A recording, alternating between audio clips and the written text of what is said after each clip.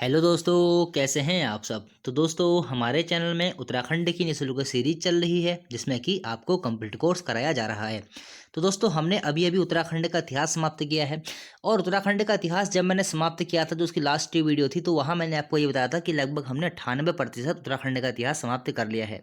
2% आपका उत्तराखंड का इतिहास कुछ बचा हुआ है, कुछ चीज़ें छूटी हुई हैं। वो क्या चीज़ें छूटी हुई है वो भी मैं आपको आने वाले समय में बताऊँगा। तो देखिए, उसके साथ साथ हमने हिंदी की शुरुआत की थी।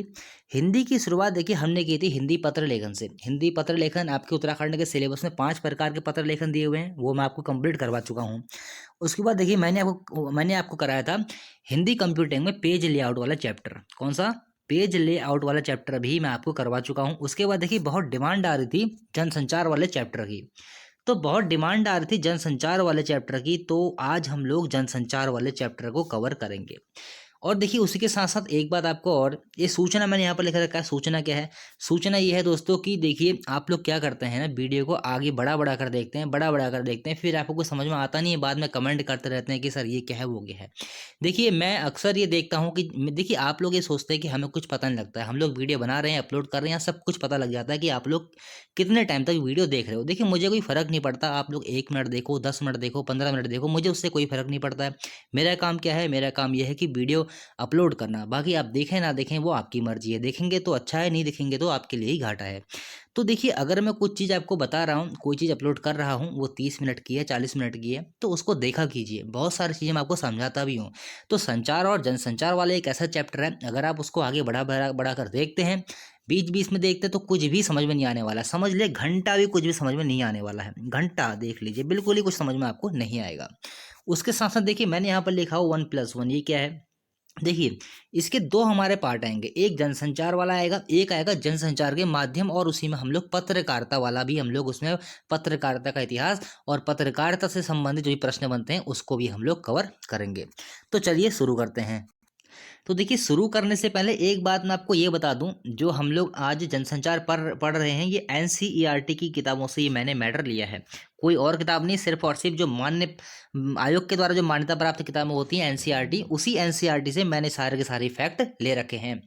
तो देखिए जनसंचार या फिर संचार, देखिए दो शब्द मैंने यहाँ पर लिखे हुए हैं, समझेंगे बहुत अच्छे से।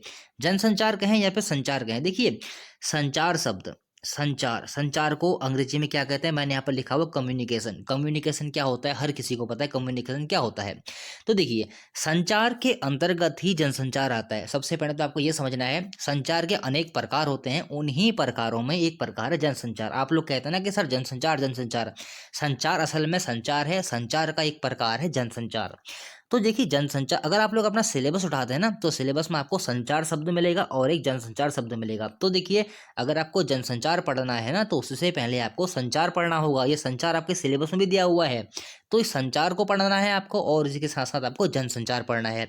और ऐसे प्रश्न कैसे बनते हैं वो भी मैं आपको बताते चलूंगा, नोट करते हुए चलेंगे मेरे साथ। जैसे जैसे मैं आपको बताऊंगा, जहां जहां पर मैं आपको चीजें बताऊंगा, आपको वो चीजें नोट करते हुए जानी है। तो चलिए शुरुआत करते हैं। जनसंचार को पढ़ने से पहले सबसे पहले हमको संचार पढ़ना बहुत ही आवश्यक है। तो देखिए संचार क्या है? संचार अंग्रेजी में इसको बोलते हैं कम्युनिकेशन। देखिए संचार शब्द की उत्पत्ति चर धातु से हुई है। बहुत महत्वपूर्ण है, कभी कभी ऐसे प्रश्न आ जाते हैं कि संचार शब्द की उत्पत्ति किस धातु से हुई है, तो आपको नोट करना है चर धातु से हुई है, जिसका अर्थ है चलना या एक स्थान से दूसरे स्थान तक पहुंचाना। मतलब कि कोई सी बात हो उसको एक स्थान से दूसरे स्थान तक पहुंचाना। चलिए ठीक है। फिर देखिए सूचनाओं, विचारों और भावनाओं को लिखित, मौखिक या दृश्य श्रव्य माध्यमों के जरिए सफलतापूर्वक एक जगह से दूसरी जगह पहुंचाना ही संचार है। और इस प्रक्रिया को अंजाम देने में मदद करने वाले तरीके संचार माध्यम कहलाते हैं। ठीक है, संचार माध्यम अनेक तरीके के हो सकते हैं। वो भी मैं आपको आगे जैसे जैसे हम लोग चलेंगे उन माध्यमों के बारे में भी आगे मैं आपको समझाऊंगा। तो देखिए सूचनाओं, विचारों, भावनाओं को लिखित, मौखिक या दृश्य श्रव्य माध्यमों के जरिए सफलतापूर्वक एक जगह से दूसरी जगह पहुंचाना ही संचार होता है। मतलब कि जो भी आपकी बातें हैं, जो आपकी बातों जो विचार हैं, जो सूचनाएं आपको देनी है, जो आपकी भावनाएं हैं, उनको अगर आप सब लोगों तक पहुंचाना चाहते हैं, तो देखिए उनको एक स्थान से दूसरे स्थान तक अगर आप लोग पहुंचाते हैं तो उसके लिए आपको जरूरत पड़ती है किसकी? संचार की, यानी कि कम्युनिकेशन की। चलिए ठीक है। फिर देखिए देखिए सबसे पहले इसको समझेंगे ना संचार क्या है, उसके बाद हम लोग फैक्ट पे बातें करेंगे। अभी हम लोग फैक्ट नहीं देख रहे हैं, अभी सिर्फ और सिर्फ हम लोग संचार पे बात करेंगे, संचार असल में होता क्या है। अगर आपको यही पता नहीं होगा कि संचार होता क्या है तो आप क्या समझेंगे। तो चीज़ों को पहले समझना शुरू किए, रटना नहीं है। देखिए आज आपको रटना नहीं है बिल्कुल भी, चीज़ों को आपको समझते हुए चलना है, रटना नहीं है बिल्कुल भी। अगर आप मेरे साथ पढ़ रहे हैं तो आपको रटना नहीं है बिल्कुल भी, आपको क्या करना है, बिल्कुल समझते हुए चलना है। देखिए संचार एक घटना नहीं है, संचार एक घटना नहीं बल्कि एक प्रक्रिया है, बहुत महत्वपूर्ण ऐसे प्रश्न बनते हैं तथा इस प्रक्रिया में कई चरण या तत्व शामिल होते हैं। क्वेश्चन ऐसे बनता है आपके सामने, देखिए क्वेश्चन होगा क्या, संचार है। क्वेश्चन ऐसे ही बनेगा, संचार है क्या है, चार ऑप्शन रहेंगे और उसमें से एक ऑप्शन ये भी रहेगा संचार एक प्रक्रिया है। ऐसे भी एक कोई एक ऑप्शन रहेगा संचार एक घटना है। तो इस प्रकार से चार ऑप्शन रहेंगे तो आपको उत्तर क्या चुनना है, संचार क्या है, एक प्रक्रिया है। संचार कोई घटना नहीं है, संचार क्या है, एक प्रक्रिया है। चलिए ठीक है, बढ़ते हैं आगे। तो देखिए अब यहाँ से आपके प्रश्न बनने शुरू हो जाएंगे। एक कॉपी निकाल लेंगे, अगर आप जिसमें नोट्स बना रहे हैं बिल्कुल भी तैयार रहिए नोट्स बनाने के लिए। मैं बताता चलूंगा आपको कि किस प्रकार से एग्जाम में प्रश्न पूछे जाएंगे। देखिए यहाँ से आपके प्रश्न बनने शुरू हो जाएंगे। संचार के तत्व कौन से होते हैं, यहाँ से बनते हैं प्रश्न। देखिए संचार की प्रक्रिया में कई तत्व शामिल होते हैं। देखिए कोई भी चीज़ होती है ना तो एक एक प्रोसेस बाई चलती है। मान लिया कि यहाँ पर से शुरू होती है, दूसरा प्रोसेस आता है, तीसरा प्रोसेस आता है, चौथा प्रोसेस आता है, पांचवें प्रोसेस में क्या होता है, जो आप कार्य आपने यहाँ पर शुरू किया है उसका आपको परिणाम कहाँ मिलता है, पांचवें चरण में आपको उसका परिणाम मिलता है। उसी प्रकार संचार की जो प्रक्रिया होती है उसमें कई तत्व शामिल होते हैं, उन तत्वों के द्वारा ही वो कार्य पूर्ण होता है। देखिए संचार की प्रक्रिया में कई तत्व शामिल होते हैं, जिनमें से पहला तत्व आता है स्रोत या संचारक। नोट करेंगे, देखिए संचार प्रक्रिया की शुरुआत स्रोत या संचारक से होती है। बहुत ही महत्वपूर्ण ये प्रश्न है कि संचार प्रक्रिया की शुरुआत किससे होती है। क्वेश्चन डायरेक्ट ऐसे बनेगा, संचार प्रक्रिया की शुरुआत किससे होती है, तो आपका उत्तर क्या हो जाएगा, स्रोत या संचारक से होती है। अब ये स्रोत या संचारक कौन है, ये भी तो महत्वपूर्ण है ना, कि ये स्रोत और संचारक कौन है। देखिए स्रोत या संचारक कौन होगा, कोई भी हो सकता है, जैसे आप हो सकते हैं या मैं हो सकता हूं, कोई भी हो सकता है। कोई भी वो व्यक्ति जो कि कोई सूचना एकत्रित कर रहा है, कोई भी व्यक्ति हो सकता है, आप हो सकते हैं, मैं हो सकता हूं, अन्य कोई भी व्यक्ति हो सकता है। वो कौन होगा, स्रोत या संचारक। तो देखिए जो स्रोत या संचारक होगा ये क्या करेगा, देखिए स्रोत या संचारक जो भी संदेश देते हैं ना, जब भी हम आपको या किसी और को संदेश देते हैं तो संदेश देने के बारे में जो सोचेगा वो कौन सोचेगा, स्रोत या संचारक ही सोचेगा। तो देखिए इसको हम लोग ऐसे समझते हैं। देखिए पहली बात तो आप लोग क्या समझिए, स्रोत या संचारक कौन होगा, कोई भी, जैसे कि आप हो सकते हैं, मैं हो सकता हूँ, कोई भी हो सकता है। अब देखिए आप स्वयं को संचारक मान लीजिए। एक देखिए एग्जाम्पल से समझिए इसको, एग्जाम्पल से आप लोग समझेंगे तो आपको समझ में आएगा। देखिए आप स्वयं को संचारक मान लीजिए। देखिए अब मैं आपको आपकी ही जो जिंदगी में चीजें चलती है ना उसी के माध्यम से समझाता हूँ। देखिए मान लेते हैं कि आपको कोई लड़की या किसी लड़की को कोई लड़का पसंद आ गया। अब देखिए तो अब आप क्या करेंगे, उससे बात करेंगे। ऐसा तो है नहीं कि कोई लड़की पसंद आ गई, हो सकता है कोई कोई बात ना करता हो, चलिए किसी ने बात कर ली। कोई लड़की को लड़का पसंद आ गया, किसी लड़की को लड़का पसंद आ गया और किसी लड़के को लड़की पसंद आ गई। अब देखिए क्या होता है कि अब पसंद आ गया, अब क्या करेंगे, आप उससे बात करने के बाद ये भी सोचेंगे चलिए बातों बात में प्रपोज भी कर दूंगा। हालांकि पढ़ाई के दौरान ऐसा करना नहीं चाहिए, पढ़ाई के दौरान सिर्फ पढ़ाई करनी चाहिए। मैं तो ये कहता हूँ जब आप कंपटीशन की तैयारी करते हैं तो इन चीज़ों में बिल्कुल भी नहीं पढ़ना चाहिए। तो देखिए चलिए ठीक है, अब आपको कोई लड़की पसंद आई, आपने उसको प्रपोज करने के बारे में सोचा, उससे बात करने के बारे में सोचा।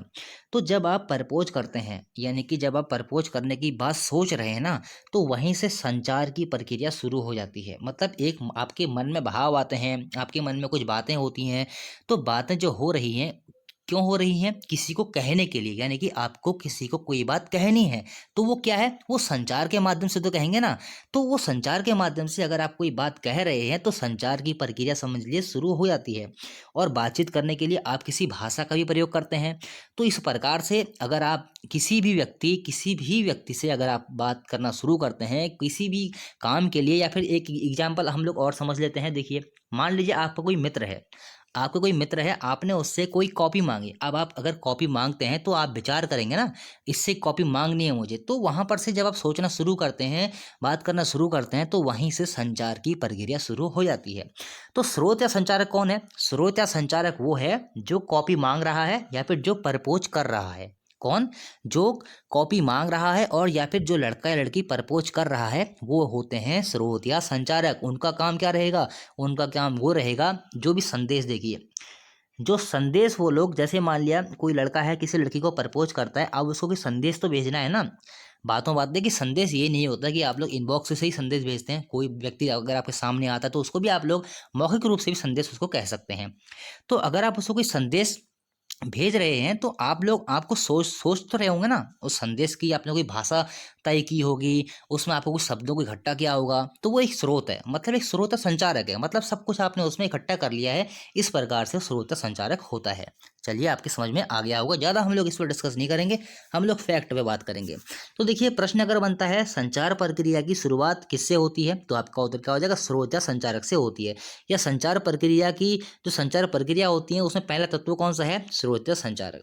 फिर देखिए जब स्रोत या संचारक एक उद्देश्य के साथ अपने किसी किसी विचार, संदेश या भावना को किसी और तक पहुंचाना चाहते हैं तो संचार प्रक्रिया की शुरुआत होती है। जैसे कि मैंने आपको बताया ना, आप अगर किसी से कॉपी मांगते हैं तो कोई विचार हो, संदेश हो, भावना हो आपके मन में आती है, उसको आप क्या करते हैं? दूसरे के मन में पहुंचाना चाहते हैं या फिर दूसरे के दिमाग में उस बात को डालना चाहते हैं, तो बस संचार की प्रक्रिया शुरू हो गई। चलिए ठीक है। उसके बाद देखिए अगला आता है हमारा कौन सा? एक बात और, किसी संदेश को भेजने वाला ही संचारक होता है। बहुत ही आसान से शब्दों में इसको समझिए। किसी संदेश को लिख लेंगे, किसी संदेश को भेजने वाला, मेरे पास पेन नहीं है वरना बिल्कुल पूरा अच्छे से लिख देता, भेजने वाला संचारक होता है। ये आप नोट कर लीजिए बहुत ही आसान से शब्दों में, किसी संदेश को भेजने वाला कौन होता है? संचारक होता है। देखिए चलिए ठीक है। अब देखिए दूसरा जो चरण आता है, देखिए अब आपने क्या किया, जैसे मान लिया किसी से कॉपी मांगी और आपने क्या किया? अपने विचारों को एकत्रित किया, वहां पर विचारों को जो संदेश भेजने के लिए जो भी आपकी बातें हैं उसमें आपको उसने इकट्ठा कर लिया, मतलब कि संदेश देने के लिए। उसके बाद देखिए कूटीकृत या एनाकोंडिंग, एनकोंडिंग, देखिए ऐसे ही देखिए शब्द आते हैं एग्जाम में। स्रोत या संचारक क्या होता है? डायरेक्ट पूछा जाएगा आपसे, स्रोत या संचारक क्या होता है? कूटीकृत या एनाकोंडिंग क्या होता है? बस ऐसे ही आपसे डायरेक्ट पूछा जाएगा। कूटीकृत, देखिए इसको कूटीकरण भी कहीं कहीं आपको लिखा हुआ मिलेगा, तो आपको कंफ्यूज नहीं होना है। कूटीकरण भी लिख लेंगे इसमें, कूटीकरण, कूटीकृत या कूटीकरण बात एक ही है। तो देखिए कूटीकृत या एनकोडिंग, देखिए यह संचार प्रक्रिया का दूसरा चरण है। संचारकर्ता जो संदेश लाया है उसका कूटीकृत करेगा। अब वो कैसे करेगा, चलिए हम लोग आगे बढ़ के समझते हैं। तो देखिए संदेश को भेजने के लिए शब्द संकेतों या ध्वनि चित्रों का उपयोग किया जाता है।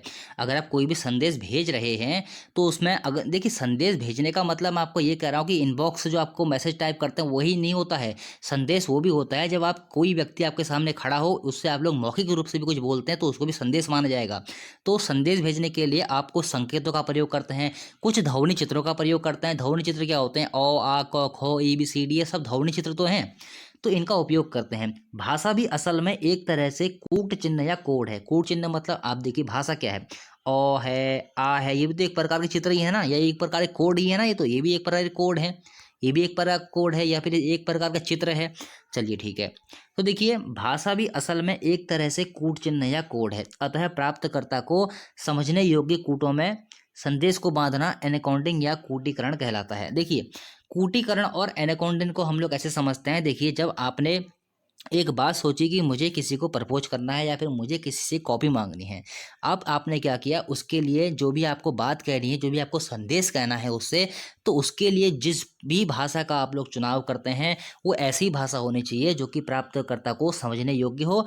और जो भी भाषा में आप लोग समझाना चाहते हैं, जो भी भाषा में आप समझाना चाहते हैं वो भाषा अगले को भी आनी चाहिए। ऐसा नहीं कि आपने मान लिया उर्दू का प्रयोग कर दिया और अगला उर्दू जानता ही नहीं है। तो आपको ऐसी भाषा का एक चुनाव करना है, ऐसे शब्दों का प्रयोग करना है जो जिसको आप लोग भेज रहे हैं, जिसको आप लोग संदेश भेज रहे हैं, जिसको आप लोग प्रपोज कर रहे हैं, उसको भी वो भाषा समझ में आनी चाहिए। तो कूटीकृत एक प्रकार से हम लोग ये कह सकते हैं कि जहाँ पर आप लोग भाषा का चुनाव करते हैं एक संदेश भेजने के लिए। देखिए मैंने यहाँ पर बहुत अच्छे से समझा भी रखा है, संदेश को भेजने के लिए शब्द संकेतों या ध्वनि चित्रों का उपयोग किया जाता है। भाषा भी असल में एक तरह से कूट चिन्ह या कोड है, अतः प्राप्तकर्ता को समझने योग्य कूटों में संदेश को बांधना एनकोडिंग या कूटीकरण कहलाता है। मतलब कि प्राप्तकर्ता को समझाने के लिए, अपनी बात समझाने के लिए जिस प्रकार के आप कूटों का प्रयोग करते हैं या फिर चिन्ह, या फिर ये चिन्ह या कोडों का प्रयोग करते हैं, कूट चिन्हों का प्रयोग करते हैं, तो वही क्या है, एनकोडिंग या कूटीकरण है। ऐसे ही आपसे प्रश्न बनेगा, एनकोडिंग या फिर कूटीकरण क्या होता है। चलिए ठीक है। फिर देखिए, सफल संचार के लिए यह जरूरी है कि आपका मित्र भी उस भाषा यानी कोड से परिचित हो जिसमें आप अपना संदेश भेज रहे हो। देखिए, कूटीकरण कौन करेगा, अगर एग्जाम में ऐसा प्रश्न बनता है कूटीकरण या एनकोडिंग कौन करेगा, तो कौन करेगा, जो स्रोत होगा या फिर जो संचारक, जो मतलब कि परपोज कर रहा है, स्रोत या संचारक ही कौन करेगा, कूटीकरण करेगा। ये आपको याद रखना है, कूटीकरण या एनकाउंटिंग या कूटीकरण, जहां पर भी आपको ये तीनों शब्द मिल जाए समझना इनका अर्थ एक ही है। तो कूटीकरण कौन करेगा, कूटीकरण कौन करेगा, संचारक या फिर स्रोत जो है वही कूटीकरण करेगा, ये आपको समझना है। तो देखिए, जहां पर कूटीकरण में क्या हो रहा है, जो संदेश भेजा जा रहा है, जो भी संदेश भेजा जा रहा है उसमें किस प्रकार की भाषा हो, ये तय करना ही कूटीकरण है। मतलब कि ऐसी भाषा का चुनाव करना जो जिसको आप लोग भेज रहे हैं, जो आपका मित्र है, उसको भी उस भाषा यानी कोड से परिचित होना आवश्यक होना चाहिए। ये वरना क्या फायदा, अगर आपने कोई संदेश भेज दिया, अगला वो उस भाषा को जानता ही ना हो, तो कोई जो आपकी जो प्रक्रिया चल रही है संचार की, वो फेल हो जाएगी। चलिए ठीक है। फिर देखिए, संचारक संचारक का जो संदेश होता है उसे भेजने के लिए उसे अपने संदेश के मुताबिक बोलना व लिखना आना चाहिए। मान लिया आप किसी को प्रपोज कर रहे हैं, अब देखिए आपने किसी को प्रपोज कर रहे हैं, आपने प्रपोज करने के लिए कोई भाषा शैली एक पन्ने में लिख ली, मान लिया आपने लिख तो ली, लेकिन आप उसको बोलना बोलना ही नहीं आता है आपको, उस चीज़ को बस आपने लिख लिया, या फिर आपने सोच लिया अपने दिमाग में, या आपको लिखना नहीं आता है। तो आप अगर एक संचारक हैं और आपका जो संदेश होता है, तो उसे भेजने के लिए आपको उस संदेश के मुताबिक बोलना व लिखना भी आना चाहिए। तो यहाँ पर से आपको दो चीज़ें क्लियर हो गई होंगी। देखिए, स्रोत या संचारक कौन होगा, जो अपनी बात को दूसरे तक पहुँचाएगा, जो अपना संदेश दूसरे तक पहुँचाएगा, वो होगा स्रोत या संचारक। फिर यहाँ पर मैंने शब्द का प्रयोग किया कूटीकरण। कूटीकरण में क्या हो रहा है, कूटीकरण में ये हो रहा है, जो भी संदेश भेजा जा रहा है उसकी भाषा क्या हो, उसकी भाषा क्या हो, उस भाषा का कोड क्या हो, और जो प्राप्त करता है वो उस भाषा को समझ रहा है कि उस भाषा को वो समझ रहा है कि नहीं समझ रहा है, ये भी आपको पता होना चाहिए। यानी कि जो प्राप्त करता हो, जो आपकी भाषा हो, प्राप्तकर्ता कौन होगा, जिसको आप प्रपोज कर रहे हैं, तो उसको भी उस भाषा का ज्ञान होना चाहिए। तो कूटीकरण में क्या हो रहा है, कूटीकरण में ये हो रहा है, जो आपका संदेश है, यहाँ पर आप अपने संदेश की भाषा तय कर रहे हैं। चलिए ठीक है, बढ़ते हैं आगे। फिर देखिए, अगला क्या है, संदेश। संचार प्रक्रिया का अगला चरण स्वयं संदेश का आता है। किसी भी संचारक का सबसे महत्वपूर्ण उद्देश्य अपने संदेश को उसी अर्थ में प्राप्तकर्ता तक पहुंचाना है जिस अर्थ में वह लिखा हो। देखिए, सबसे महत्वपूर्ण बात यह होती है, आप जो संदेश लिखते हैं ना, आपने जो संदेश लिखा है, सबसे महत्वपूर्ण बात यह है, आप जिस तरह से संदेश लिख रहे हैं, जो प्राप्त करता है उसी अर्थ में उसके पास पहुंचना चाहिए। माना कि आपने अपने जो जिसको आप लोग प्रपोज करते हैं, आपने वहां लिख दिया आई लाइक यू, मान लिया आई लाइक यू तो आपने लिख दिया, लेकिन जब वो पहुंच रहा है वहां जानने पहुंचने तक वो आई हेट यू हो गया, कहानी तो खराब हो जाएगी ना। तो आपको ये समझना बहुत ही आवश्यक है कि जो संदेश है उसमें क्या होना चाहिए, जिस अर्थ में आप उसको भेज रहे हैं प्राप्तकर्ता को, उसी अर्थ में वो पहुंचना चाहिए। तो ये संदेश पर ये जो संचार प्रक्रिया का यह एक बहुत ही मुख्य तत्व है। चलिए ठीक है। अब देखिए, अगला चरण क्या आता है, माध्यम, जिसे हम लोग बोलते हैं चैनल। देखिए, संदेश को किसी माध्यम के जरिए प्राप्तकर्ता तक पहुंचना होता है। देखिए, अब अगर आप कोई अपना जो संदेश है ना, अब देखिए प्रश्न यहाँ से बनेगा, जो प्रश्न बनेगा, स्रोत या संचारक अपनी बात को प्राप्तकर्ता को किस जरिए, मतलब किस जरिए प्राप्तकर्ता तक पहुंचाएगा। जो स्रोत या संचारक होगा वह अपनी बात को किस चीज के जरिए स्रोत या वो स्रोत नहीं, प्राप्तकर्ता को पहुंचाएगा। जो अब स्रोत या संचारक होगा अपनी बात को प्राप्तकर्ता तक किस तरीके से पहुंचाएगा, ऐसे प्रश्न बनेगा। तो उसके लिए हमें एक माध्यम की आवश्यकता पड़ती है, तो ये बहुत महत्वपूर्ण रहेगा। उस माध्यम की आवश्यकता पड़ती है, तो उसी माध्यम के बारे में हम लोग जानते हैं। देखिए, संदेश को किसी माध्यम के जरिए प्राप्तकर्ता तक पहुंचना होता है। जैसे हमारे बोले हुए शब्द ध्वनि तरंगों के जरिए प्राप्तकर्ता तक पहुंचते हैं। देखिए, जब आप किसी से बात करते हैं, कोई भी जरूरी बात करते हैं, तो आपके जो शब्दों की जो ध्वनि तरंग होती हैं, जैसे आपने कुछ बोला तो शब्दों में भी तो ध्वनि तरंग होते हैं ना। अगर आप कुछ बोल रहे हैं तो उनमें कुछ ध्वनि तरंग हैं। तो उन ध्वनि तरंगों के जरिए आपकी बात, जो आपका बात जो दूसरा सुन रहा है, उसको क्या बोलेंगे, प्राप्त करता, यानी कि आपकी बात को वो प्राप्त कर रहा है। तो अगर आप कुछ बोल रहे हैं, आपके जो शब्द ध्वनि तरंग हैं उनके जरिए आपके जो बोल हैं उस तक पहुंच रहे हैं। तो ये एक माध्यम तो हमारा ये भी हो सकता है शब्द ध्वनि तरंग। अन्य माध्यम क्या क्या होते हैं देखिए, टेलीफोन, समाचार पत्र, radio, television, internet, film. Telephone देखिए सबसे महत्वपूर्ण हो जाएगा, समाचार पत्र भी इसमें आ जाएगा, रेडियो भी आ जाएगा, टेलीविजन भी आ जाएगा।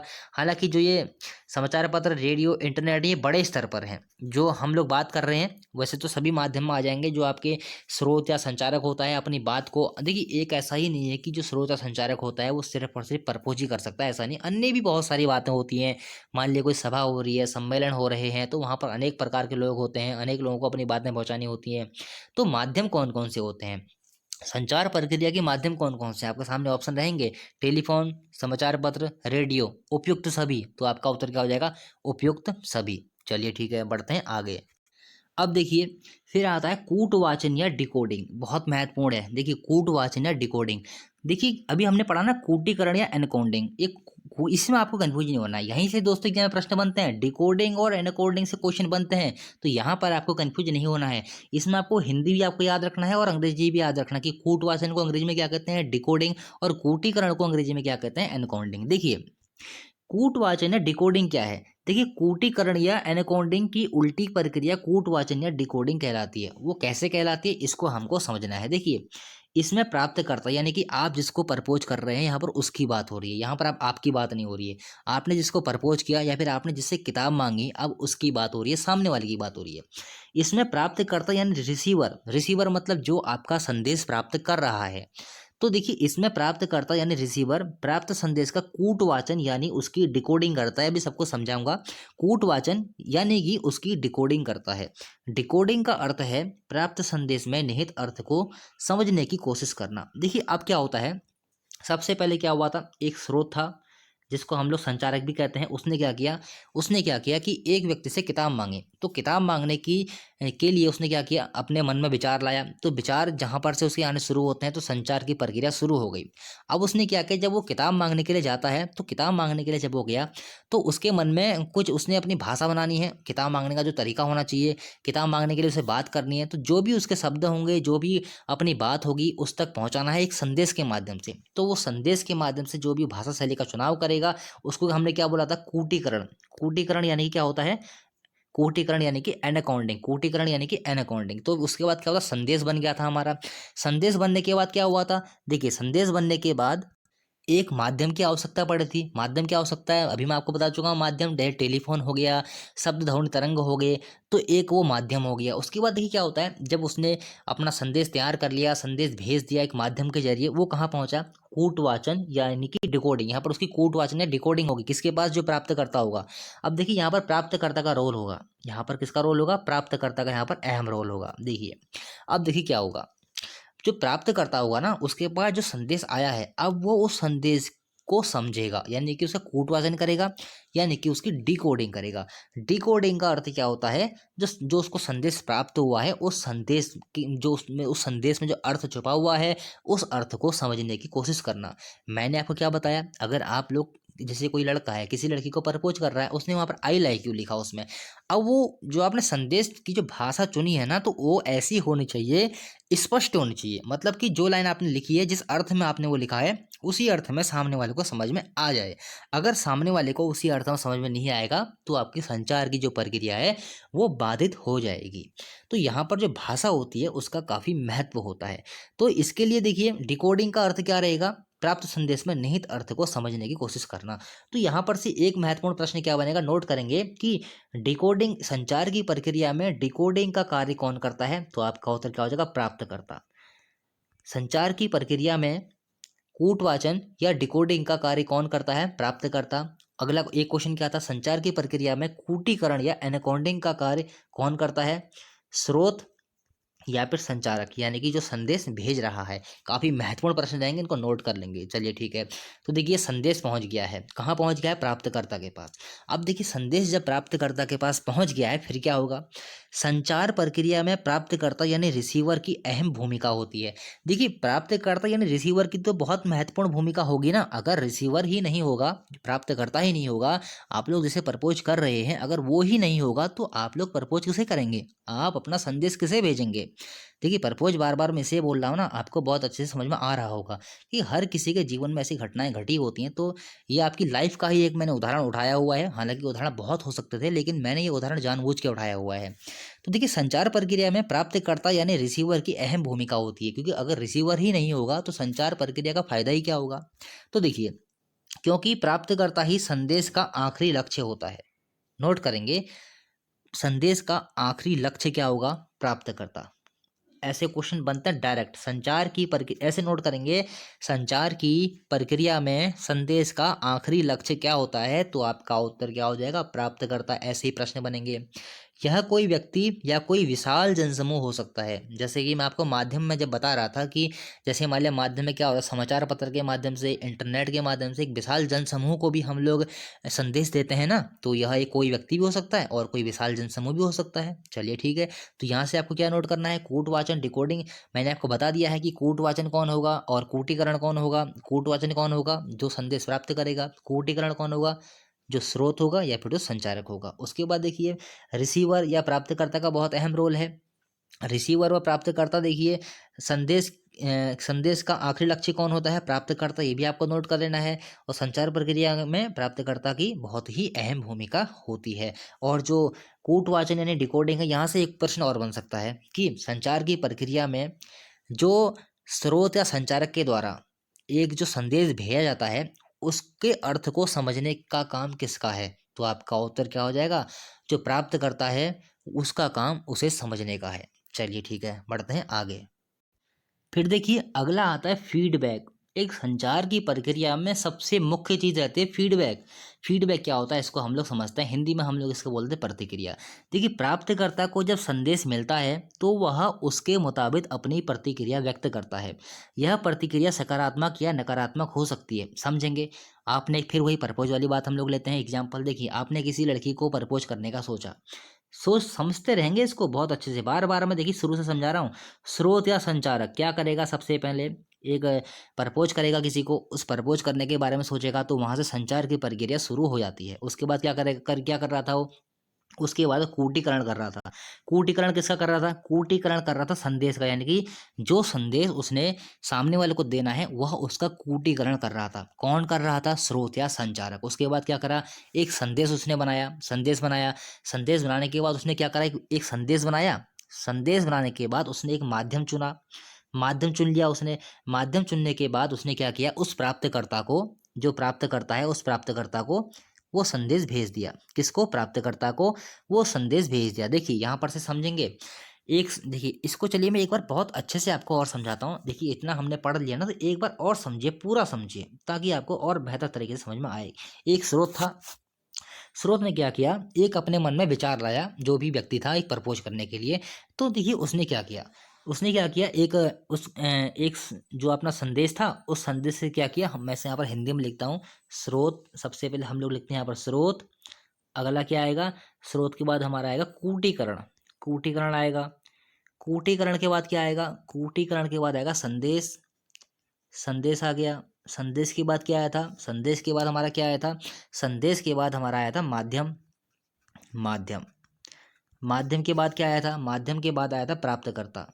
प्राप्तकर्ता, देखिए अभी तक हमने इतना पढ़ लिया है। देखिए अब आपको बहुत बेहतर तरीके से समझ में आ जाएगा। यहीं से प्रश्न बनेगा, जो मैंने यहाँ पर लिख रखा है ना, स्रोत, कूटीकरण, संदेश, माध्यम, प्राप्तकर्ता, फीडबैक, इन्हीं से दोस्तों प्रश्न बनता है, और कुछ यहाँ से प्रश्न नहीं बनते हैं। देखिए सबसे पहले क्या हुआ, एक स्रोत या संचारक था। स्रोत और संचारक का काम क्या रहता है, संदेश को भेजना, संदेश को इकट्ठा करना, संदेश को भेजना, उसकी भाषा शैली बनाना। तो देखिए एक स्रोत था, वो जब एक लड़की को प्रपोज करने के लिए गया या फिर उसने सोची, तो वहां से संचार की प्रक्रिया शुरू हो गई।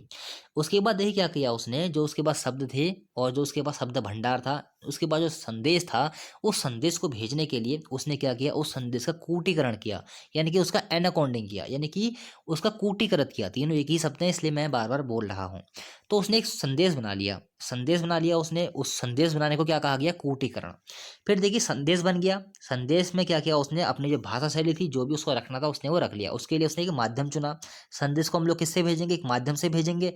माध्यम क्या होगा, माध्यम कुछ भी हो सकता है, जैसे टेलीफोन हो सकता है, आपके शब्द हो सकते हैं, आपके शब्द ध्वनि तरंग हो सकते हैं। तो आपने क्या किया, उस माध्यम के जरिए संदेश को कहाँ भेजा, जो प्राप्त करता है, जिसको आप लोग प्रपोज कर रहे हैं। तो वो प्राप्तकर्ता तक संदेश पहुंच गया। अब प्राप्तकर्ता ने क्या किया, उसका क्या किया, प्राप्तकर्ता ने उसका डिकोडिंग किया। डिकोडिंग यानी कि उसके अर्थ को समझा, उस अर्थ को समझ गया वो। अब उस अर्थ को समझने के बाद देखिए क्या होता है, फीडबैक की स्थिति आती है। फीडबैक यानी कि आपने किसी को आई लाइक यू लिख के भेज दिया उसमें कि भाई मैं तुमको पसंद करता हूँ। अब सामने वाले को भी तो कोई प्रतिक्रिया देनी है ना। आप किसी को प्रपोज करेंगे तो आपको सामने वाला कोई ना कोई तो प्रतिक्रिया देगा। अगर आप किसी से किताब मांगते हैं तो वो कोई ना कोई प्रतिक्रिया देगा, या हाँ कहेगा या ना कहेगा। उसी प्रकार से अगर आप किसी को प्रपोज करते हैं तो वहां से कोई ना कोई प्रतिक्रिया आपको जरूर मिलेगी। तो वही प्रतिक्रिया क्या कहलाते हैं, फीडबैक। वो प्रतिक्रिया हाँ में भी हो सकती है, वो प्रतिक्रिया ना में भी हो सकती है, वो प्रतिक्रिया थप्पड़ में भी हो सकती है। चलिए ठीक है। तो फीडबैक यानी कि कौन देगा, यहाँ से प्रश्न ऐसे बनेगा, संचार की प्रक्रिया में फीडबैक कौन देता है, कौन देगा, प्राप्तकर्ता। नोट कर लेंगे, संचार की प्रक्रिया में फीडबैक कौन देता है, प्राप्तकर्ता। बहुत महत्वपूर्ण प्रश्न रहेगा, ऐसे ही प्रश्न दोस्तों बनते हैं। चलिए ठीक है। देखिए संचार प्रक्रिया में प्राप्तकर्ता की इस प्रतिक्रिया को फीडबैक कहते हैं। तो फीडबैक कौन दे रहा है, प्राप्तकर्ता दे रहा है। प्राप्तकर्ता कौन होगा, जो कि जो संदेश का जो आखिरी लक्ष्य होता है, कौन होता है, प्राप्तकर्ता। वही प्राप्तकर्ता फीडबैक देता है। तो ये दोस्तों इतना आप लोग समझ गए होंगे, जो संचार की जो प्रक्रिया है किस प्रकार से होती है। जितने भी यहाँ पर शब्द आए हैं उन शब्दों को आपको याद रखना है, उनका अर्थ समझना है, वहीं से एग्जाम में प्रश्न बनते हैं। चलिए ठीक है।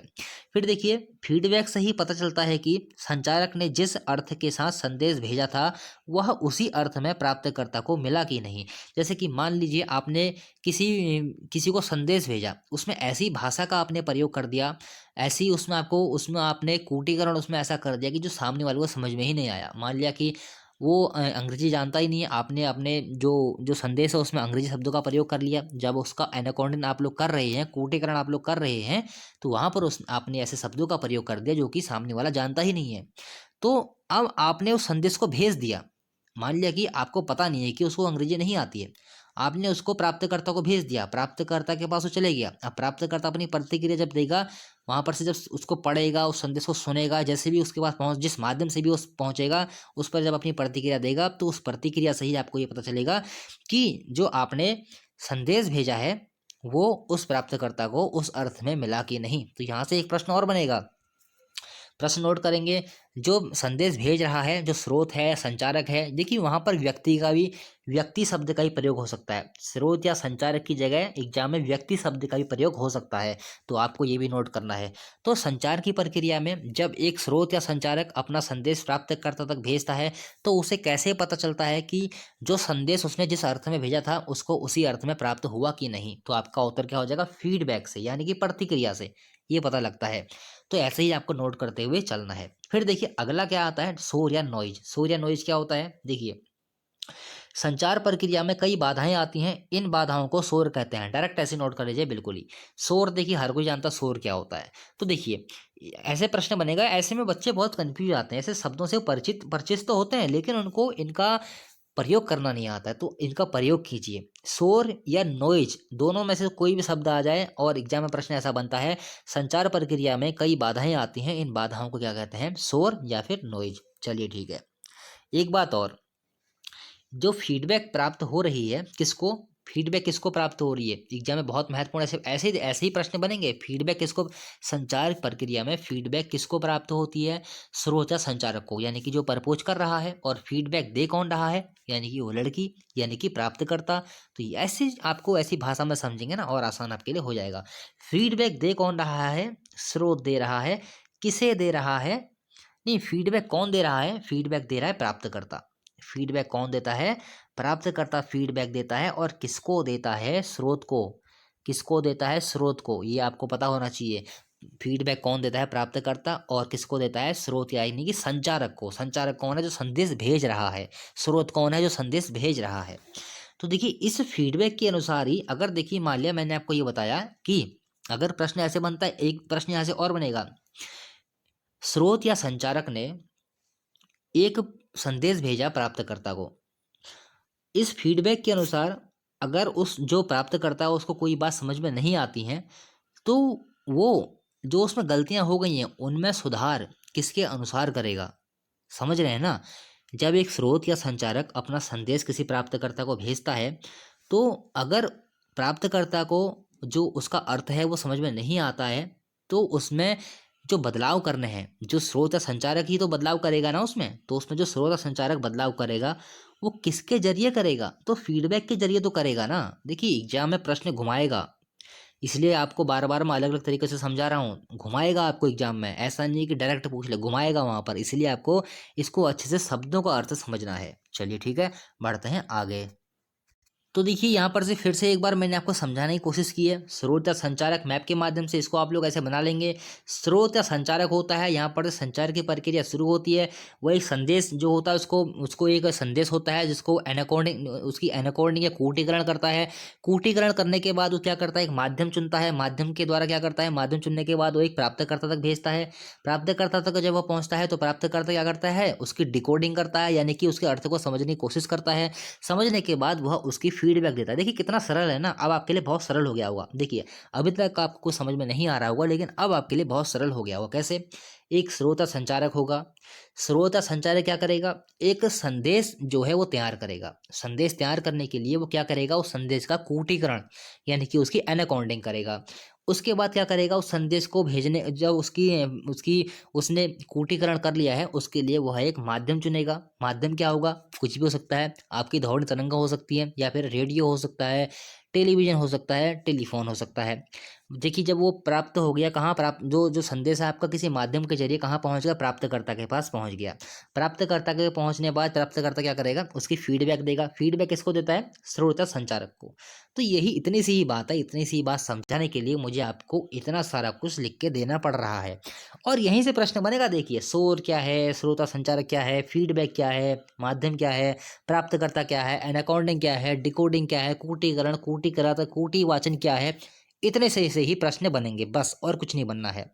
तो आप लोग जहाँ तक है समझ गए होंगे। चलिए ठीक है, अब देखिए हम लोग बात कर लेते हैं संचार के प्रकार की। संचार के प्रकार कौन कौन से होते हैं? देखिए संचार के प्रकार, सांकेतिक संचार हम लोग सबसे पहले बात करते हैं। सांकेतिक संचार में संकेतों द्वारा संदेश पहुंचाना सांकेतिक संचार कहलाता है। संकेत हर कोई देता है। देखिए कभी आप हाथ से संकेत देते हैं, कभी आप लोग अपने जो चेहरे के हाव भाव होते हैं उनसे संकेत देते हैं। तो अनेक प्रकार के संकेत होते हैं। तो संकेतों द्वारा संदेश पहुंचाना सांकेतिक संचार कहलाता है। कभी कभी ऐसे प्रश्न बन जाते हैं कि सांकेतिक संचार किन्हें कहते हैं, या भी संकेतों के द्वारा पहुंचाया गया संदेश को हम क्या कहते हैं, सांकेतिक संचार कहते हैं। जैसे हाथ मिलाना, ये भी सांकेतिक संचार है, क्योंकि इसमें किसी भी भाषा का प्रयोग नहीं हो रहा है। हाथ मिलाना, हाथ जोड़ना, हाथ से इशारा करना, किसी के पैर छूना, चेहरे के हाव भाव बदलना, ये भी क्या है, संचार, वो सांकेतिक संचार। फिर देखिए इनमें मौखिक संचार और अमौखिक संचार आते हैं। मौखिक संचार क्या होते हैं, मुख द्वारा यानी कि मुंह के द्वारा ध्वनियों के माध्यम से जो संदेश पहुंचाया जाता है उसे संचार, उसे मौखिक संचार कहते हैं।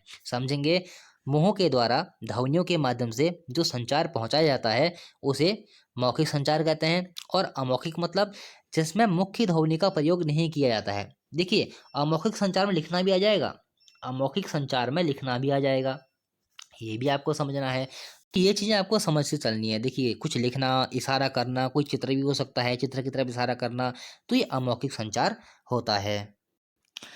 तो देखिए अगला है अंतःवैयक्तिक या इंट्रापर्सनल संचार। देखिए मैंने यहाँ पर लिखा हुआ है, दोनों इंग्लिश में भी हिंदी में भी। अंतःवैयक्तिक हिंदी में और इंट्रापर्सनल इंग्लिश में। अंतःवैयक्तिक संचार या इंट्रापर्सनल कम्युनिकेशन। देखिए मैंने ये यहाँ पर सब कुछ इसलिए लिखा हुआ है क्योंकि ऐसे ही एग्जाम में पूछा जाएगा। वर्तमान एग्जाम में ऐसे ही प्रश्न बन रहे हैं। अंतःवैयक्तिक या इंट्रापर्सनल संचार क्या होता है? देखिए यह एक मनोवैज्ञानिक प्रक्रिया है जिसकी परिधि में स्वयं व्यक्ति ही होता है। कैसे होता है ये चलिए हम लोग आगे समझते हैं। देखिए हेडिंग हेडिंग डालेंगे और लिखेंगे कि अंतःवैयक्तिक संचार में व्यक्ति स्वयं से बातें करता है। इसमें मनुष्य अपने अनुभवों, घटनाओं के परिणामों का आकलन स्वयं करता है। कभी कभी आप लोग देखते होंगे ना कि जब कोई घटना आपके सामने हो जाती है, कोई सी बात हो, आप लोग पढ़ाई करते हैं, थोड़ा डिप्रेस हो जाते हैं, खुद से बातें करते हैं कि यार मेरा सिलेक्शन होगा कि नहीं होगा, आगे क्या होगा मेरी लाइफ का, या मतलब बहुत सारी बातें आपके दिमाग में आती है। तो आप लोग काफ़ी सारे तर्क वितर्क खुद ही से देते हैं, निर्णय निकालते हैं खुद ही से। तो इसमें आप लोग क्या करते हैं, स्वयं से बातें करते हैं। तो इस प्रकार के संचार को क्या कहते हैं, ये भी एक संचार है। स्वयं से बातें करना भी एक प्रकार का संचार होता है। तो अंतः वैयक्तिक संचार इसको हम लोग कहते हैं। एग्जाम में प्रश्न बनेगा, स्वयं से बातें करना किस प्रकार के संचार की श्रेणी में आता है, या फिर किस प्रकार का संचार कहलाता है। स्वयं से बातें करना, या फिर स्वयं स्वयं से बातें करके किसी परिणाम तक पहुंचना, कोई तर्क वितर्क करना, कोई घटना का उल्लेख करना, मतलब स्वयं, हम लोग स्वयं से बातें कर रहे हैं, तो वहाँ पर अंतः वैयक्तिक संचार की स्थिति आती है। चलिए ठीक है।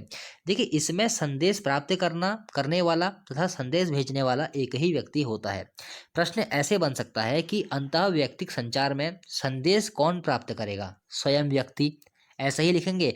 अंतः वैयक्तिक संचार में संदेश को कौन प्राप्त करता है, स्वयं व्यक्ति प्राप्त करता है, और संदेश को भेजता कौन है, स्वयं व्यक्ति ही भेजता है।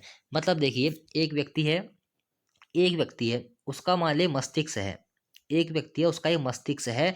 अब मान लिया उसने, उसके मन में कोई विचार आया, उस विचार को उसने स्वयं को ही तो भेजना है, तो स्वयं को भेज रहा है, मतलब कि यहाँ से यहाँ और यहाँ से यहाँ। तो इस प्रकार से अंतः वैयक्तिक जो संचार होगा वह स्वयं से ही होता है। इसमें जो संदेश होता है वो स्वयं व्यक्ति भेजता है, और किसको भेजता है, स्वयं को ही भेजता है। ऐसे प्रश्न बनते थोड़े घुमा के, जहाँ पर आप लोग कंफ्यूज हो जाते हैं। फिर देखिए, अगला आता है अंतर वैयक्तिक संचार। इसको हम लोग कहते हैं इंटर पर्सनल संचार। देखिए, वहां पर आ रहा था अंतः वैयक्तिक, यहाँ पर क्या आ रहा है, अंतर वैयक्तिक। समझेंगे इसको, शब्दों का थोड़ा सा यहाँ पर खेल रहेगा एग्जाम में।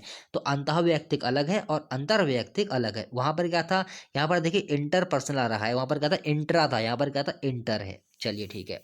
देखिए, इसमें क्या होता है, जब दो व्यक्ति आपस में और आमने सामने संचार करता नहीं, जब दो व्यक्ति आपस में और आमने सामने संचार करते हैं तो इसे अंतर्वैयक्तिक संचार कहते हैं। मान लिया कि दो व्यक्ति कोई आपने आमने सामने अगर संचार कर रहे हैं, तो उसको हम लोग क्या कहते हैं, अंतर्वैयक्तिक संचार। ऐसे एग्जाम में प्रश्न बनेगा, जब दो व्यक्ति आपस में आमने सामने संचार करते हैं तो उसे हम लोग किस प्रकार का संचार कहते हैं, तो अंतर्वैयक्तिक संचार कहते हैं। देखिए, इस संचार में फीडबैक तुरंत प्राप्त हो जाता है। मान लिया कि दो व्यक्ति हैं, अब दो व्यक्ति हैं, अगर मान लिया कोई व्यक्ति यहाँ पर से, इसने किसी से प्रश्न पूछा, प्रश्न पूछने के बाद डायरेक्ट तो यहाँ पर से जवाब जवाब प्राप्त हो जाएगा ना, डायरेक्ट ही यहाँ पर से क्या होगा, जवाब प्राप्त हो जाएगा। जैसे मान लिया कि आप लोग इंटरव्यू देने जाते हैं, इंटरव्यूअर ने क्या किया, आपसे कोई प्रश्न पूछा, आपने उस प्रश्न का उत्तर तुरंत दे दिया, यानी कि फीडबैक तुरंत प्राप्त हो गया। तो ऐसे भी प्रश्न बन जाता है कि इस संचार में फीडबैक तुरंत ही प्राप्त हो जाता है। और देखिए, जैसे कि हमने बात की थी अंतः वैयक्तिक संचार की, जैसे पूजा करना भी एक संचार है, पूजा करना हम मन ही मन में तो करने पूजा भी, तो किसी भी संचार की शुरुआत इसी संचार से होती है। नोट कर लेंगे, किसी भी संचार की शुरुआत अंतः वैयक्तिक संचार से ही होती है। जब मैंने आपको बताया था ना, एक संचारक है जो स्रोत है, जब क्या करता है, वो किसी को संदेश भेज रहा है, तो उसके मन में एक बात आती है कि भाई मुझे इसको संदेश भेजना है। तो क्या है वो अंतः व्यक्तिक संचार तो है, वो स्वयं से बातें कर रहा है। फिर से वो हम वही एग्जाम्पल लेते हैं, आपको किसी को प्रपोज करना है, तो आप मन में एक बार तो सोचेंगे ना, डायरेक्ट उससे बोल देंगे, एक बार मन में सोचेंगे। तो सोच करना, विचार करना, तर्क करना, वितर्क करना, वो क्या है, अंतः वैयक्तिक संचार है। तो देखिए, तो हम लोग बात कर रहे थे अंतर्वैयक्तिक संचार की। तो देखिए, जैसे कि मान लो इंटरव्यू है, इंटरव्यू हो रहा है, एक प्रश्न पूछता है, दूसरा उत्तर देता है, यानी कि फीडबैक तुरंत प्राप्त हो जाता है। आपसी संबंध विकसित करने के लिए भी इसका प्रयोग हम लोग करते हैं। जैसे मान लिया आप लोग कहीं जाते हैं, किसी दूसरे शहर में गए, आपने पूछा भाई साहब की ये जो एड्रेस है, हमको एड्रेस बता दीजिए, तो उसने एड्रेस आपको तुरंत बता दिया, यानी कि फीडबैक आपको तुरंत प्राप्त हो गया। तो दो व्यक्तियों का यहाँ पर कार्य हो रहा है। देखिए, अंतर व्यक्ति में क्या था, सिर्फ और सिर्फ एक व्यक्ति का कार्य था, लेकिन यहाँ पर दो व्यक्ति कार्य कर रहे हैं। चलिए ठीक है, बढ़ते हैं हम लोग आगे। फिर देखिए, अगला आता है समूह संचार। समूह संचार क्या होता है, इसमें एक समूह आपस में चर्चा करता है। देखिए, अंतः व्यक्तिक में क्या था, एक व्यक्ति था, अंतर व्यक्तिक में क्या थे, दो व्यक्ति आ रहे थे। समूह संचार में क्या होगा, इसमें अनेक व्यक्ति आ जाएंगे, एक पूरा समूह, विशाल समूह इसमें यहाँ पर एकत्रित हो जाएगा। यहाँ पर क्या होगा, एक विशाल समूह आपस में चर्चा करता है। जैसे कोई कक्षा हो, कक्षा में क्या होता है, 50-100 बच्चे होते हैं ना, कभी वाद विवाद प्रतियोगिता होती है, तर्क वितर्क प्रतियोगिता होती है, तो आपस में बच्चे बातें करते हैं। इंटरवल होता है या क्लास में, जब जो टीचर होता है वो कुछ टाइम के लिए क्लास से बाहर जाता है, तो उसमें क्लास में देखते होंगे बच्चे हल्ला करते हैं, आपस में बातें करने लगते हैं, तो वो क्या है, समूह संचार है।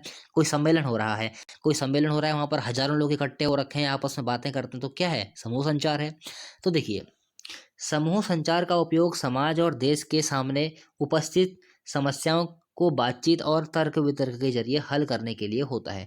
तो अधिकांश देखिए राजनीतिक जो लोग होते हैं क्या करते हैं, जब वो भी अपनी सभाएं करते हैं तो वहाँ पर हजारों की संख्याओं में लोग आए हुए होते हैं। तो इस प्रकार से हम लोग कह सकते हैं जो समूह संचार होता है वो समाज और देश के सामने जो उपस्थित समस्याएं होती हैं उनको बातचीत और तर्क वितर्क के जरिए हल करने के लिए ही इसका प्रयोग किया जाता है। मुख्यतः वैसे तो अनेक चीज़ों में इसका प्रयोग किया जाएगा।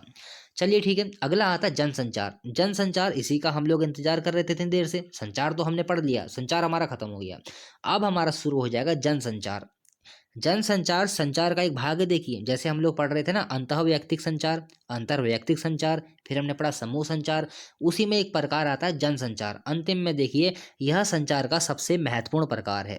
कौन सा? जनसंचार। तो देख चलिए संचार के प्रकार समाप्त हो गए। तो संचार का जो अंतिम जो प्रकार आया था वो आया था जनसंचार। तो इसी जनसंचार को हमको डिस्कस करना है और इसी जनसंचार से और जो संचार हमने पढ़ लिया यहाँ से प्रश्न बनेंगे। चलिए ठीक है, तो संचार तो हमने पढ़ लिया। अब हम लोग पढ़ते हैं जनसंचार। जनसंचार क्या है? जनसंचार को अंग्रेजी में कहते हैं मास कम्युनिकेशन। ये भी आपको पता होना चाहिए क्योंकि हो सकता है इंग्लिश में आपको दे दे वहां पर मास कम्युनिकेशन ऐसे लिखा हुआ दे दे, मास कम्युनिकेशन ऐसे लिखा हुआ वहां पर आपको दे दे, तो आपको पता होना चाहिए मास कम्युनिकेशन किसे कहते हैं, जनसंचार को। देखिए इसमें होता क्या है, जब हम व्यक्तियों के समूह के साथ प्रत्यक्ष संवाद की बजाय किसी तकनीकी या यांत्रिकी माध्यम से समाज के विशाल समूह के साथ संवाद कायम करने की कोशिश करते हैं तो जनसंचार कहलाता है। देखिए यहाँ पर आपको चीजों को समझना है। यहाँ पर मैंने क्या कहा है, व्यक्तियों के समूह के साथ। मैंने यहाँ पर ना एक व्यक्ति का जिक्र किया है, ना मैंने यहाँ पर दो व्यक्तियों का जिक्र किया है, मैंने यहाँ पर जिक्र किया है व्यक्तियों के समूह के साथ प्रत्यक्ष संवाद की बजाय। देखिए यहाँ पर एक बात और, प्रत्यक्ष संवाद नहीं हो रहा है। प्रत्यक्ष संवाद क्या होता है? बिल्कुल आमने सामने। यहाँ पर प्रत्यक्ष संवाद हो ही नहीं रहा है। जब देखिए अंतःव्यक्तिक संचार में क्या होता है, एक व्यक्ति होता है, उसके सामने स्वयं तो खड़ा है ना। फिर क्या आया? अंतर्व्यक्तिक संचार आया, उसमें क्या था, दो व्यक्ति सामने खड़े थे। समूह संचार आया, समूह संचार में क्या था, बहुत सारे लोग होते थे, आमने सामने खड़े रहते हैं। कोई सम्मेलन हो, कक्षा हो, तो बहुत सारे लोग खड़े रहते हैं ना आमने सामने। लेकिन जनसंचार में क्या होगा, यहाँ पर संवाद प्रत्यक्ष रूप से होता ही नहीं है। यहाँ पर क्या होता है, किसी तकनीकी या यांत्रिकी के माध्यम के जरिए समाज के विशाल समूह के साथ संवाद कायम करने की कोशिश करते हैं, उसे ही हम लोग जनसंचार कहते हैं। अभी आपको ये अच्छे से बेहतर समझ में आएंगी जब हम लोग आगे बढ़ेंगे। तो यहाँ पर कहने का मतलब यही है कि जब हम व्यक्तियों के समूह के साथ प्रत्यक्ष संवाद की बजाय किसी तकनीकी देखिए शब्द आ रहा है यहाँ पर, जनसंचार में जो संवाद किया जा रहा है उसके माध्यम क्या है, तकनीकी या यांत्रिकी माध्यम। नोट कर लेंगे, जनसंचार में जो संवाद किया जा रहा है विशाल जनसमूह के साथ, उसके माध्यम क्या है, तकनीकी या यांत्रिकी समूह। इसमें तकनीकी या यांत्रिकी माध्यमों का प्रयोग किया जा रहा है और विशाल जनसमूह के साथ यहाँ पर संवाद किया जा रहा है। तो यही जनसंचार है। चलिए ठीक है, बढ़ते हैं आगे और बेहतर तरीके से हम लोग इसको समझते हैं। तो देखिए जनसंचार में एक संदेश को यांत्रिक माध्यम के जरिए बहुगणित किया जाता है। बहुगणित यानी कि बहुत सारे लोगों को उसमें, बहुत सारे लोगों में उसको विभाजित किया जाता है, बहुत सारे वर्गों में बहुत सारे लोगों को उसको भेजा जाता है ताकि उसे अधिक से अधिक लोगों तक पहुंचाया जा सके। मतलब कि इसमें क्या होता है, इसमें जो यांत्रिकी माध्यम होते हैं कौन कौन से होते हैं, अखबार, रेडियो, टीवी, सिनेमा, इंटरनेट। आपने देखा होगा एक अखबार होता है, एक अखबार होता है, वो अखबार कितने लोगों के पास जाता है, एक दिन में करोड़ों लोगों के पास जाता है। रेडियो, उस रेडियो की आवाज़ एक दिन में कितने लोग सुनते हैं, करोड़ों लोग सुनते हैं। टीवी, टीवी देखिए एक दिन में करोड़ों लोग देखते हैं। सिनेमा, सिनेमा में करोड़ों लोग देखने जाते हैं। इंटरनेट, इंटरनेट में तो पता ही नहीं है कि किसने सूचना प्रकाशित की, उसको देख कौन रहा है। वैसे ही आपने देखा अखबार में कितनी तरह की खबरें आती हैं, आपको पता है कि खबर जो अखबार में जो खबर छापी है वो किसने छापी है, आपको बिल्कुल पता नहीं है। रेडियो है, रेडियो में जो आवाज़ आ रही है किसकी आ रही है, या वो सामने बैठे व्यक्ति का चेहरा कैसा है आपको पता है, बिल्कुल ही पता नहीं है। टीवी, टीवी अगर आप लोग देखते हैं तो आप देख रहे हैं लेकिन आप उससे संवाद नहीं कर सकते हैं, सिर्फ और सिर्फ उसको देख सकते हैं। इंटरनेट है, इंटरनेट में कई प्रकार की सूचनाएं हैं लेकिन आपको पता नहीं है वो सूचनाएं किसने प्रकाशित की हैं। तो यहाँ पर क्या होता है, यांत्रिकी माध्यम से सब कुछ आपको मिलता है, सब कुछ आपको यांत्रिकी माध्यम से आपको मिल रहा है, प्रत्यक्ष रूप में आपको कुछ भी नहीं मिल रहा है। तो ये आपको समझना है इसमें। तो यहाँ पर जो माध्यम आएंगे अभी और आपको अच्छे से समझ में आएगा। देखिए मैं आपको एक ही लाइन में सब कुछ नहीं समझाता हूँ, स्टेप बाय चलते हैं हम लोग, स्टेप बाय हर चीज़ हम लोग समझते हैं। चलिए ठीक है, फिर देखिए माध्यम क्या रहेंगे जनसंचार के, एग्जाम में प्रश्न बनेगा, अखबार, रेडियो, टीवी, सिनेमा, इंटरनेट। हालांकि इसके माध्यमों की चर्चा, जनसंचार के जो माध्यम होंगे ना, जनसंचार के आपका टॉपिक भी है जनसंचार के आधुनिक माध्यम, इसके बारे में हम लोग आगे वाली वीडियो में चर्चा करेंगे। ये वाली वीडियो काफ़ी लंबी हो जाएगी, इसलिए मैंने इसमें चर्चा नहीं की है। जनसंचार के आधुनिक माध्यम और उसी के साथ साथ पत्रकारिता का इतिहास, बहुत सारी पत्रकारिता की हम लोग बात करेंगे। पीठ पत्रकारिता, डॉग वॉच पत्रकारिता, अनेक प्रकार की पत्रकारिताएं होती हैं, उनके बारे में हम लोग बात करेंगे अगली वीडियो में। तो देखिए, मुख्य बिंदु हम लोग जानते हैं और इसी मुख्य बिंदु में आपको सब कुछ समझ में आ जाएगा। देखिए, जनसंचार में फीडबैक तुरंत प्राप्त नहीं होता है। जनसंचार में फीडबैक तुरंत प्राप्त नहीं होता है। कारण क्या है इसका? जनसंचार के श्रोताओं, पाठकों और दर्शकों का दायरा बहुत विशाल होता है।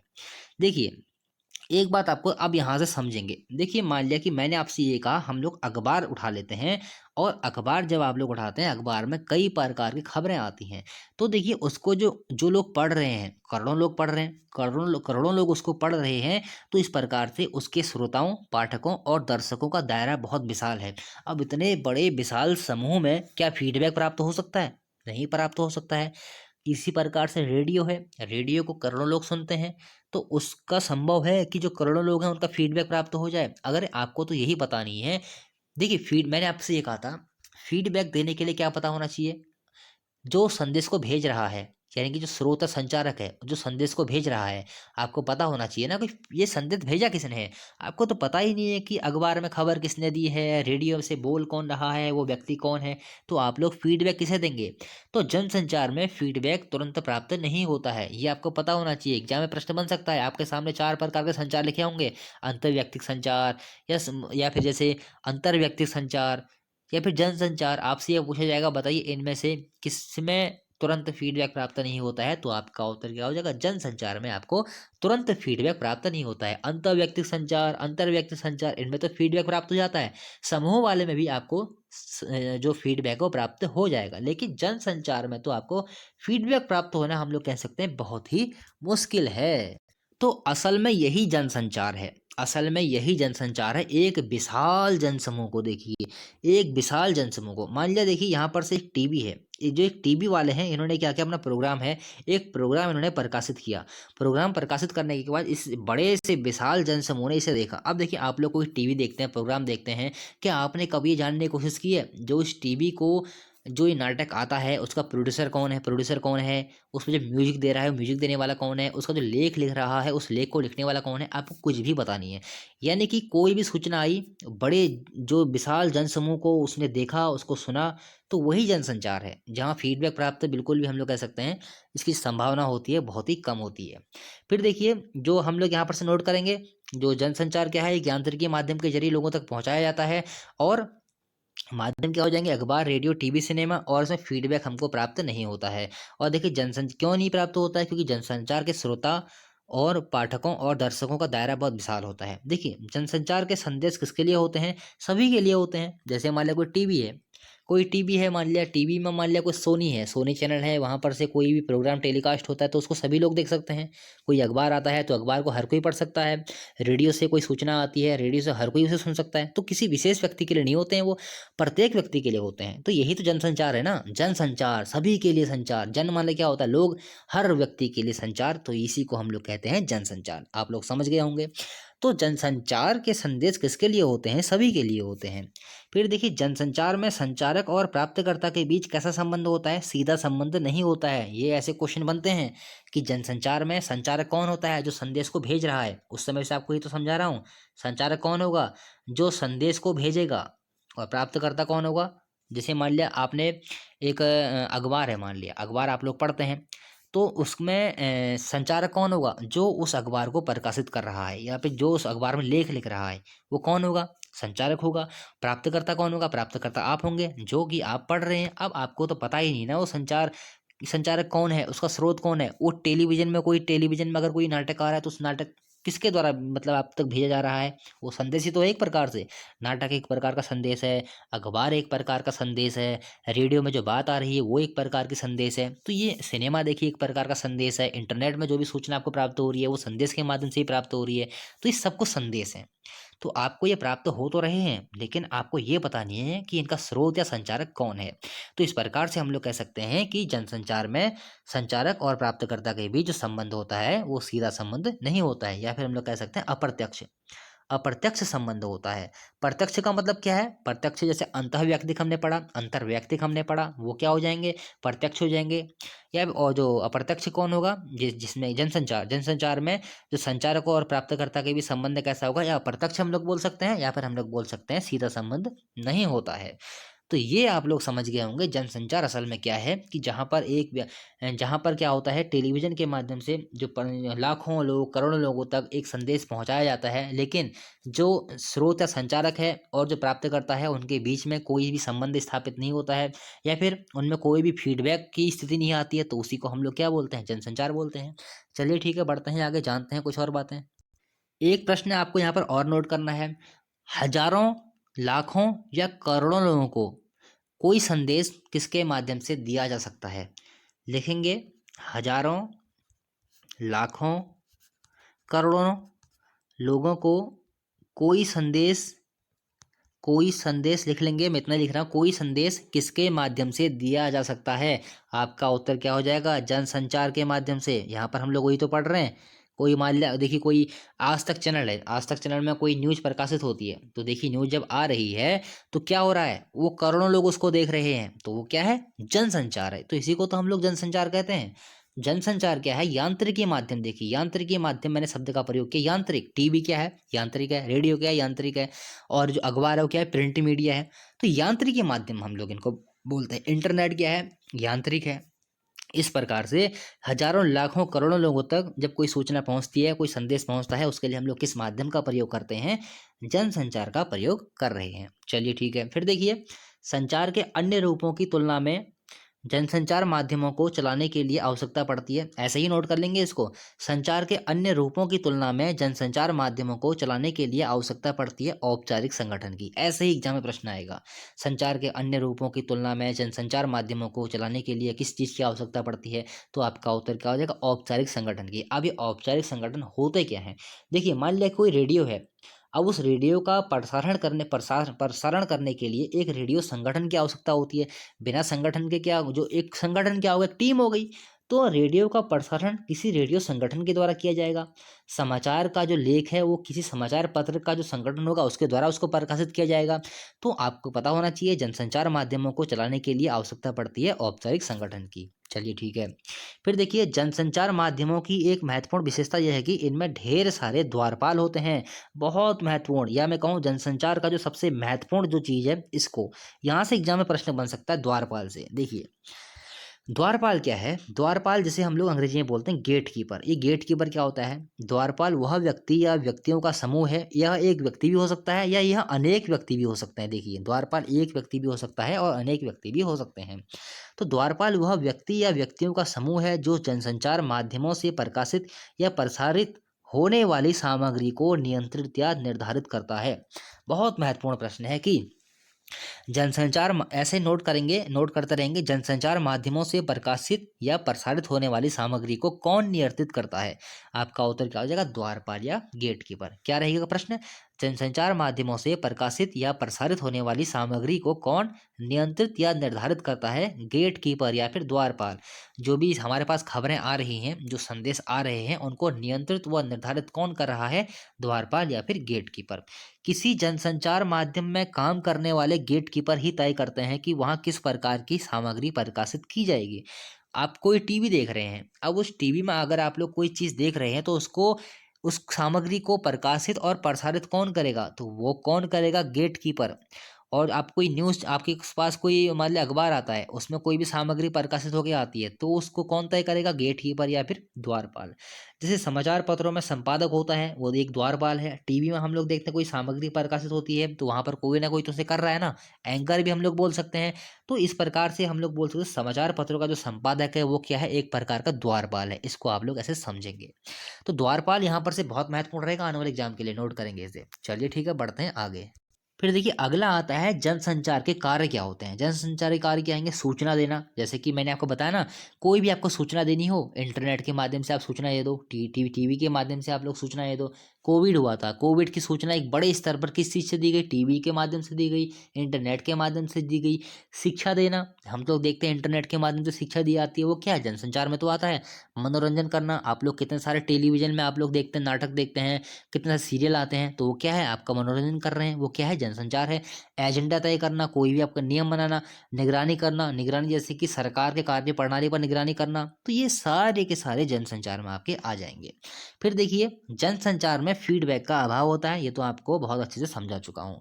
फिर देखिए जनसंचार प्रायः एक तरफा होता है, ये बहुत महत्वपूर्ण है। क्वेश्चन बनेगा कि जनसंचार जनसंचार कैसा होता है, एग्जाम में ऐसा बनेगा, दो तरफा, तीन तरफा, चौतरफा या एक तरफा, या इनमें से कोई नहीं, इस प्रकार से ऑप्शन बन जाएंगे, तो आपका उत्तर क्या हो जाएगा, जनसंचार प्रायः एक तरफा होता है। कैसे होता है इसको भी हम लोग समझते हैं कैसे।